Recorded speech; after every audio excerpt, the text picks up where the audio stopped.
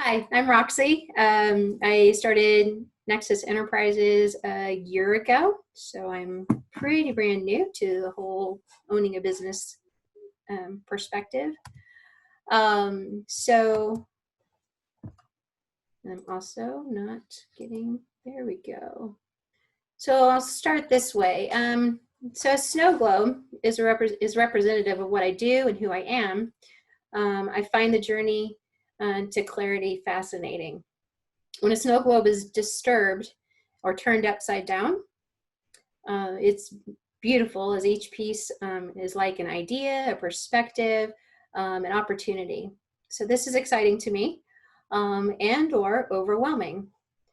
When the snow is settled, it is beautiful as well in its clarity and ability to see or settled as far as in its ability to see the details.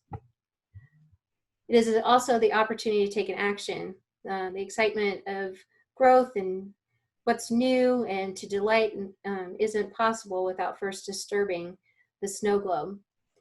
And then the cycle is repeated. So how does this reflect me? So I'll start with this story. I provided on the slide the YouTube video address along with the start time for this particular story. So Chris Voss is an author, retired FBI hostage negotiator. And he says that we have about 7 to 10 seconds to gain trust. And in this particular story, Chris had been contacted to negotiate a hostage release of a 12-year-old son. And the father was like, I'm in, I think it's the Philippines, and you're in Washington, D.C. How are you going to possibly help me? So he was faced with a situation. He could just list off all of his credentials, or he could reflect understanding and validate where this gentleman, what he was facing and such.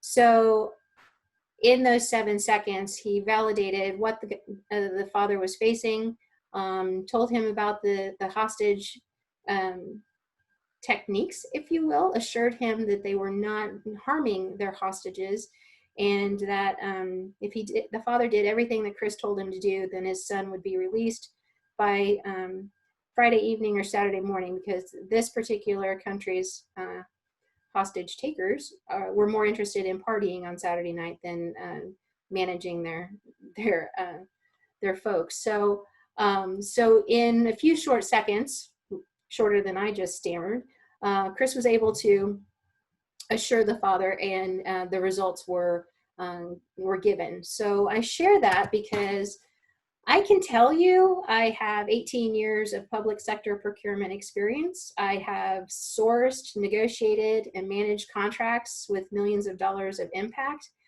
I have trained hundreds of people in systems and processes. I have coached many through strategy sessions and from one-on-ones to around conference room tables. That is all things that I have done. But in the last 3 months, what I have learned is what I do. So I've learned that supply chain is an impactful industry. I've learned that what I do is I provide opportunities for clarity and create results. Who I am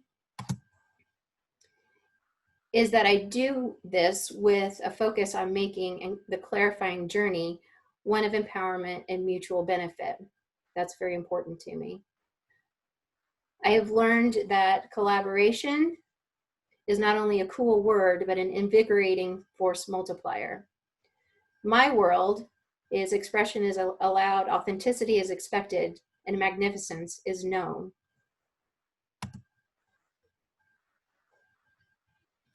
My apologies. MXY Enterprises began as a plan B to being told my position was being eliminated.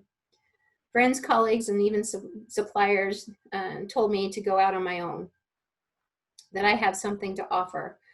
I nervously jumped, and I do mean nervously. Not from a place of confidence, but from a place of do it or regret it.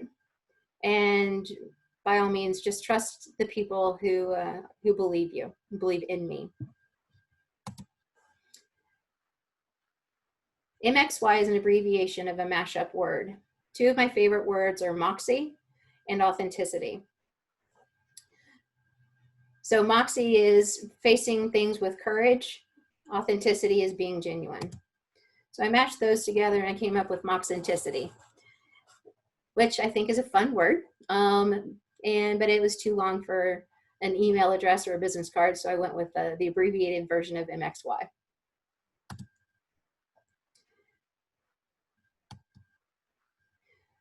So moxie and authenticity I find to be important characteristics when faced with a desirable outcome, but also with a disruption.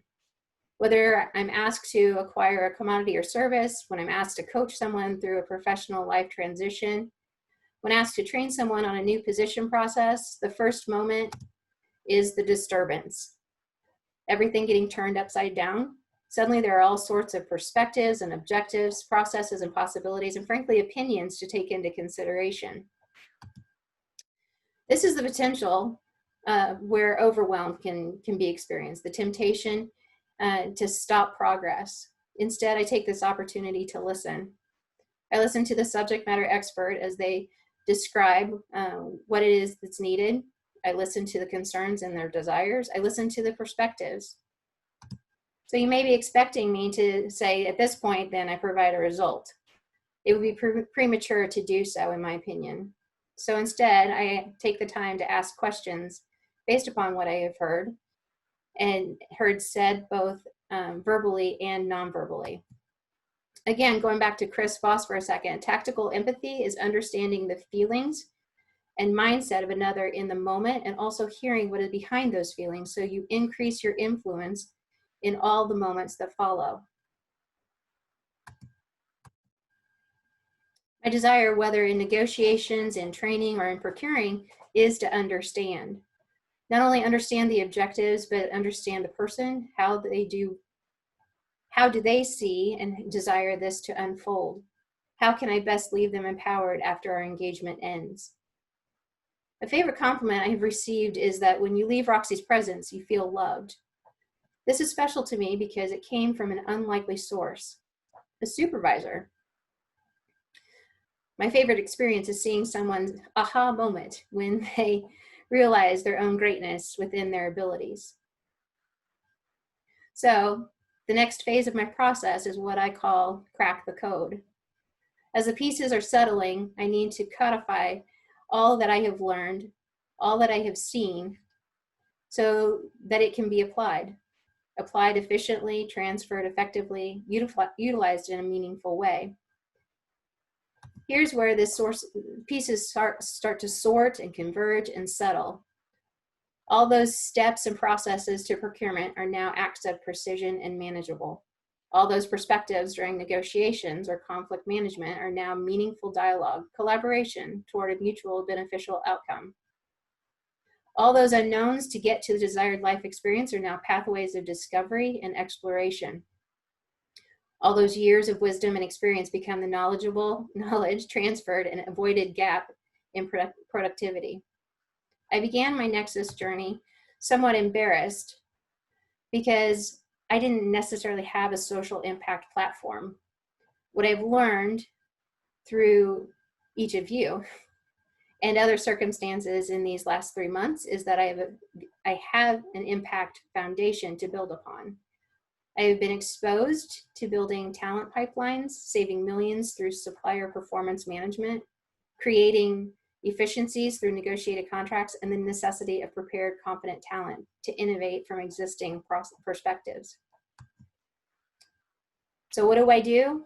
I do training material design and delivery, procurement strategy consulting, and procurement processing. Most of that is within the public sector, whether it is state government or higher ed.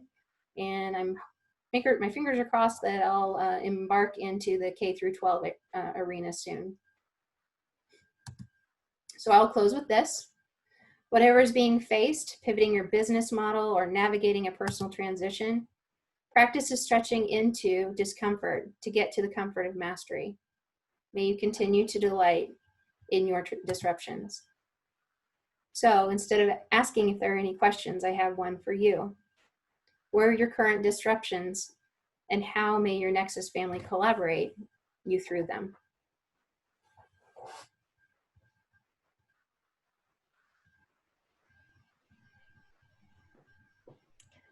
Nice job, Roxie. Yeah.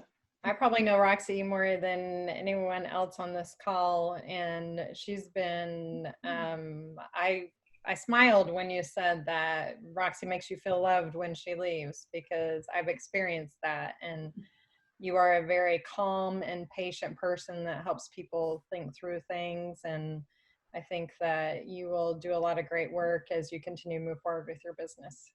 Thank you. Thank you. I am very much looking forward to, again, using the word collaborating with folks at Nexus, and I have learned already so much from everyone. I'm very grateful. Yeah.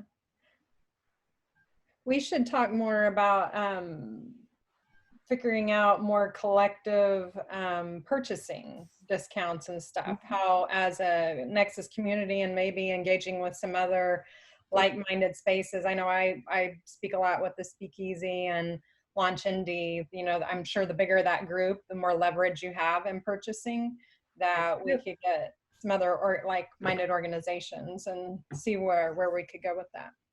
So that's an area that I would be thrilled because it's an opportunity for the dollars to stretch, right? And that is very important at all times, but obviously right now. So helping not-for-profits is certainly an area that I would be interested in pursuing. Yeah. Thank you. Mm-hmm. Thank you. So I should know this, Roxie, but I just don't. You were kind of developing this prior to COVID, but you're saying that this really kind of started to solidify into a clearer vision over the last 3 months. Is that right? It has. That is absolutely correct. So I went into another reason why I took the leap hesitantly. I wasn't seeing quite the value in the supply chain world as far as making impact, and I felt like that was missing from my life. And through this COVID experience, along with talking with seriously all of you amazing owners, I was able to see that it's kind of the flip. It actually is making an impact, which is, Nashar, I'm going to kind of probably segue in with you.